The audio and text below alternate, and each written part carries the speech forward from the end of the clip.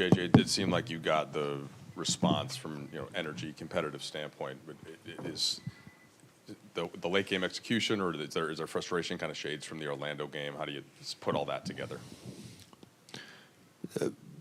Different type scenario than the Orlando game, but certainly frustrated with late game execution.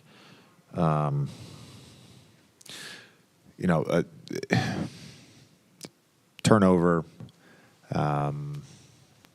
Braun makes a great play to get the block.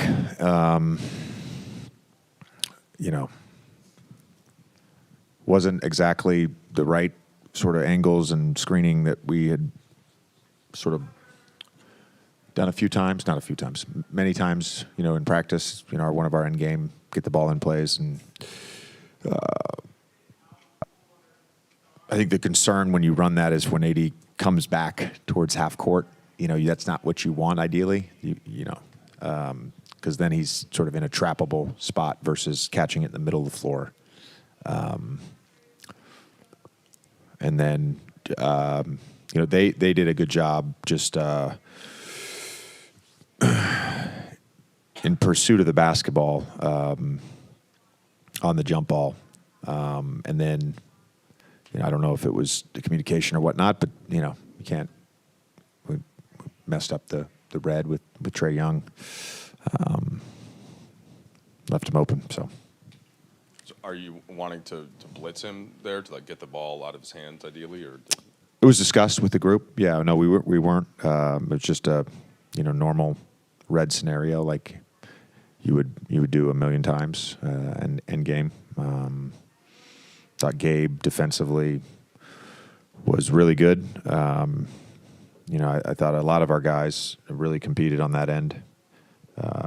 Trae's tough. He's not the size of some of the bigger players like Luka or LeBron or Joker, but he knows how to manipulate a defense. He's a really good player. JJ, you mentioned Gabe. You gave him the start tonight. What went into putting him in the starting lineup, and how much was that matchup dependent? Going against Trae. Yeah, it just felt like. Again, we debated back and forth. Do we want to play coverage? Do we want to be in switching? And I think he was 9 for 25. I think the thought process was, that staying out of coverage and out of drop, where he's just, throwing the ball over the place and getting 18 assists was not the right option. And then he gets 20. So didn't do a great job of our Reds in general. Thought when we did it, it was solid and we kept people in front of us. But just too much. We talk all the time too. Is like if we're gonna, we always have the whole season. I've had switching groups, and if you still need a low man, and I don't think we were great with our low man tonight. Had a couple good low mans, but didn't have good low mans. In Miami, a lot of the guys were talking about their own accountability and needing to improve upon that as you guys move forward. And when you get a 39-point triple-double from LeBron, but maybe ill-advised 3 in the fourth, and you have nearly the same numbers from AD, but you could probably look at some of those turnovers, or Gabe plays his best game as a Laker, but maybe that defensive possession doesn't go the right way. What's the best way to kind of acknowledge that there was strong performance? It's the margins that. Yeah, I told the group that I appreciated their effort, their intent, their energy, and truthfully, a lot of their execution. Like we did enough to win a basketball game tonight. We did enough to win a basketball game, similar to Orlando, similar to Oklahoma City. I thought we did enough to win a basketball game.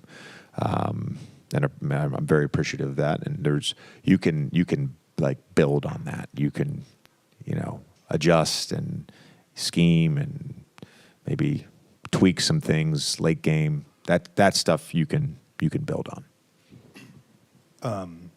Kind of along those lines with Gabe, in a heavier volume role. It seemed like not just defensively, but he was able to get in the paint some, create a little bit for people. On the bigger picture, what did he do tonight that maybe showed what he can do as a part of your rotation and a part of this team's sort of pathway to winning? Yeah, I think the biggest thing is just his defensive toughness, and he, I think, has played aggressive throughout the season. It's not like he's passing stuff up. He's just not as involved when he's like the third ball handler, if that makes sense, versus the first or second ball handler. And yeah, I mean, I'm certainly comfortable putting Gabe out there on the court.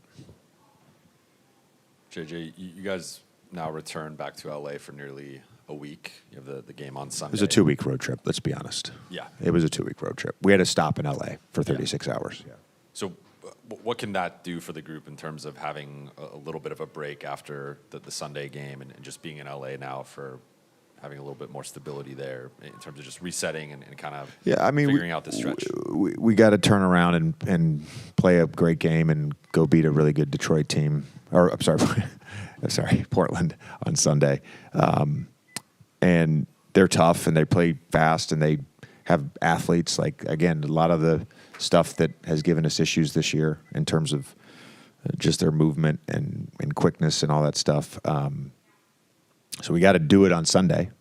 And then that break, if you call it a break, for 3-4 days, like we have to use that for our minds, for our bodies, for cleanup. It'll be a good opportunity for us.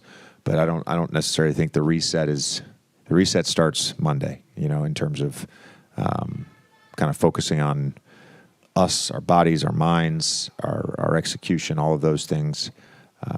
We got to go win a basketball game on Sunday. Coach, forgive me if you answered this in the past, but watching LeBron in the lens of a coach now at this age, to see him do what he did tonight, what is that like? What is that through your vision? It's similar to playing against him or watching him the last few years when I was out of the league. But it is remarkable, given the road trip and the travel and the schedule we've had, that he can go play 43 minutes, at his age and perform. Coach, you mentioned a minute ago about Trae Young's toughness and him being able to manipulate a defense. Seems like Trae's playing his best ball of his career so far as facilitating and scoring. How have you seen his game grow over the last few years? Yeah, I think he's actually a little more active defensively. Using his hands. He's not a bigger player. He's not a stronger player, but just using his hands. And then offensively, he's always been a juggernaut. He's a guy. I mentioned a few of the other guys, but James Harden, like he's in that class of player that you can just have a really good offense around him because he can manipulate it, and he's tough. He's shooting floaters, drives, drawing fouls, obviously creating for others. He's tough.